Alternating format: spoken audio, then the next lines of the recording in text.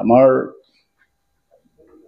প্ৰথম দিনাখন আমাৰ পতাকা উত্তোলনৰ সভাত Karbi Anglong autonomous council CM ডাঙৰীয়া তেখেতে যিটো ঘোষণা যে অহাবাৰ 52তম কাৰ্বি যুৱ মহোৎসৱ দিল্লীত হ'ব, এই ক্ষেত্ৰত কাৰ্বি কালচাৰেল ছ'চাইটিয়ে সমৰ্থন দিছোঁ আৰু তেখেত নিজ ইচ্ছামতে এইটো প্ৰকাশ কৰা হোৱা নাই। কাৰ্বি কালচাৰেল ছ'চাইটিৰ অনুমোদন লৈহে তেখেত প্ৰকাশটো কৰিছে। আৰু দিল্লীৰ চহৰত আমি কিয় যুৱ মহোৎসৱ পাতিম, কিয় এটা অৰ্থ আছে।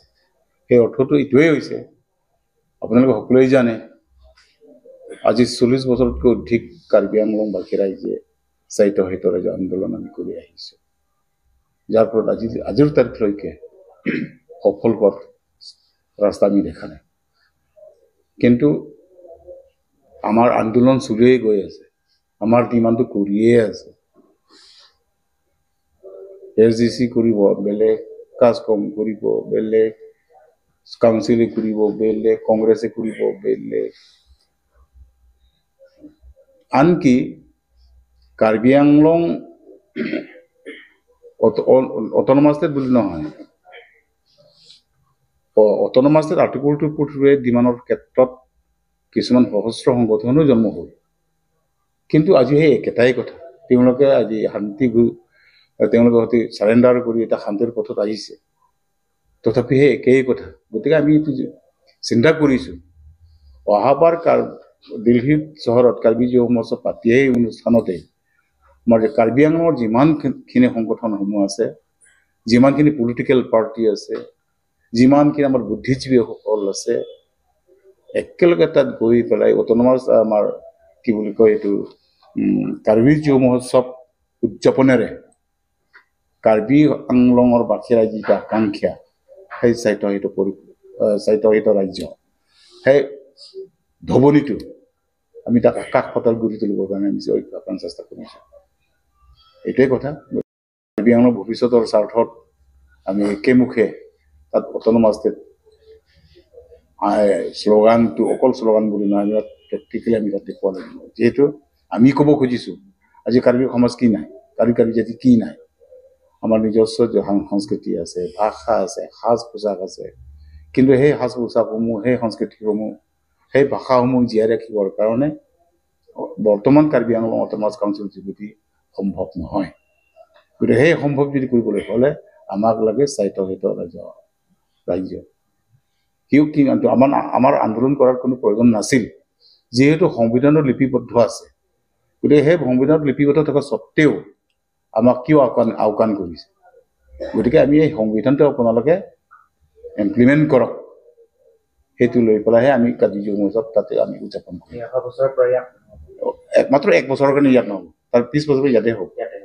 অহা বছৰত যোনবিলাক এতিয়া চুকে কোণে কাৰ্বি আংলঙৰ বিভিন্ন ধৰণৰ ঠাইৰ পৰা বুঢ়া বুঢ়ীৰ পৰা ধৰি সৰু কণমানীয় লোকসকল আহে ইয়াত চাবলৈ, সেয়া হয় দুখীয়াৰ পৰা ধৰি ধনীৰলৈকে, সেই সকলো লোকসকল তাত কেনেকে চাবলৈ যাব? কিবা কাউন্সিলৰ পৰা বা কিবা ছ'চাইটিৰ পৰা কিবা সহায় কৰিব নেকি? কাৰণ দিল্লী বুলি ক'বলৈ গ'লে বহুতে যোৱাও নাই বা দেখাও নাই, অসম বাহিৰতো যোৱা নাই। তেনেকুৱা ঠাইত কেনেকে অহা যোৱা বা সেই ব্যৱস্থাটো কিবা লৈছে নেকি? সেই ব্যৱস্থাটো আমি কাৰ্বি আংলং অট'নমাছৰ আমি কথা পাতি আছোঁ। যিমান পাৰোঁ কাউন্সিলে আশ্বাস দিছে, আমি কিমান পৰ্যায়ত আমি তাত গৈ যাব পাৰোঁ এইটো পিছৰ কথা হ'ব। কিন্তু কথাটো হৈছে, আমাৰ মূল লক্ষ্যটো হৈছে এইটো যে আমাৰ কাৰ্বি আংলংবাসী ৰাইজৰ যি আশা আকাংক্ষা, সেই স্বায়ত্তশাসিত ৰাজ্য আন্দোলন আমি যিটো কৰি আহিছোঁ, যি দাবী কৰি আহিছোঁ, এই সফলতাৰ স্বাৰ্থত কিবা এটা উপায় হ'ব নেকি, এইটোৱে উদ্দেশ্য কৰিছে। গতিকে অহা বছৰ 1 বছৰৰ কাৰণে যদি কোনোবাই যদি যাব নোৱাৰিলে, তাৰ বাবে যাতে যেন দুখ নকৰে, কাৰণ তাৰ 20 বছৰতে আমি ইয়াতে হ'ব। কিন্তু অহা বছৰৰ কাৰণে কিন্তু কাৰ্বি আংলং সকলো বাসী সকলোৱে 1 বছৰৰ কাৰণে চেক্ৰিফাইচ কৰিব লাগিব। সেইটোৱে।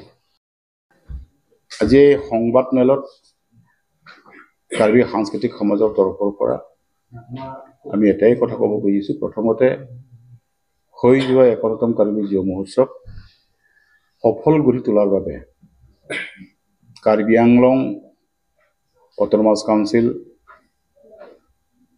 আমাৰ CM তুলন ৰঙৰ পৰা দিকে কৰি সকলো বিষয়ববীয়াসকলে আমাক যি সহায় সহযোগিতা আগবঢ়ালে তাৰ বাবে কাৰ্বি কালচাৰ ছ'চাইটিও আমি সকলোলৈকে আমি আন্তৰিক কাৰ্ডম যাচিছোঁ।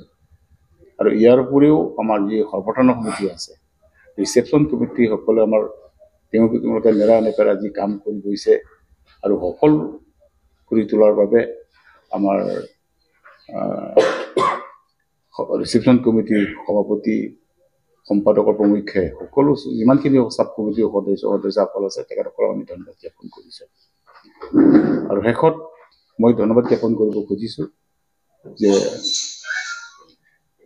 আমাৰ এই যুৱ মহোৎসৱটি সফল কৰি তোলাৰ বাবে যে কাৰ্বি আংলঙত বসবাস কৰা যিমানখিনি আমাৰ চাকৰিয়ালসকল আছে তেখেতসকলে ওৱান ডে বেচিককৈ আমাক যিটো সহায় কৰিলে আৰু সেই সহায় কৰাৰ বাবে তেখেতসকলক আমি ধন্যবাদ জ্ঞাপন কৰিছোঁ। আৰু এটা দুখৰ কথা, এইটো ক'ব নলগীয়া কথা, কিন্তু যদিও ক'বলগীয়া বাধ্য হৈছোঁ, নক'লেও আপোনালোকে অলপ আক্ষেপ পাব যে শেষৰ দিনাখন ৰাতি যি সৰু সুৰা এটা ঘটনা ঘটি গ'ল, সেইটো সন্দৰ্ভত কিন্তু মই কাৰ্বি কালচাৰ ছ'চাইটি হিচাপে এইটো নিন্দা কৰিছোঁ। সেইটো নাপায় কোনোদিনো। যিসকল কৰিছে তেখেতসকলক মই অনুৰোধ কৰিছোঁ যাতে যেন ভৱিষ্যত তেনে কাম নকৰে। গতিকে এনেকুৱা আমি যিটো দেখিছোঁ, বিশেষকৈ নতুনকৈ উঠি অহা যুৱক বুলিও ক'ব নোৱাৰি, 15 বছৰৰ পৰা 18 বছৰ বয়সৰ এই ল'ৰাবিলাকে তেওঁলোকে যিটো নিচাযুক্ত যি দ্ৰব্য তেওঁলোকে ব্যৱহাৰ কৰিছে, এইটো সঁচাকৈ অকল কাৰ্বি ইউথ ফেষ্টিভেল বুলি নহয়, কাৰ্বি মহোৎসৱ নহয়, এইটো সমাজৰ কাৰণে বৰ বিপদজনক। গতিকে সেই বিপদৰ পৰা যদি আমি যিটো মুক্ত পাবলৈ হ'লে অকল কাৰ্বি কালচাৰেল ছ'চাইটি চেষ্টা কৰিলে নহ'ব। এই ক্ষেত্ৰত আমাৰ কাৰ্বি আংলঙত যিমানখিনি সমাজ সংগঠনসমূহ আছে, ছাত্ৰ সংগঠনসমূহ আছে, আৰু আপোনালোকৰ আমাৰ সাংবাদিক বন্ধুসকল, প্ৰেছ মিডিয়া বুলিয়ে কওক, ইলেক্ট্ৰনিক মিডিয়া বুলিয়ে কওক, আপোনালোকৰ যোগেদিও এই ক্ষেত্ৰত কিন্তু অলপ আমাক সহায় সহযোগিতা লাগিব।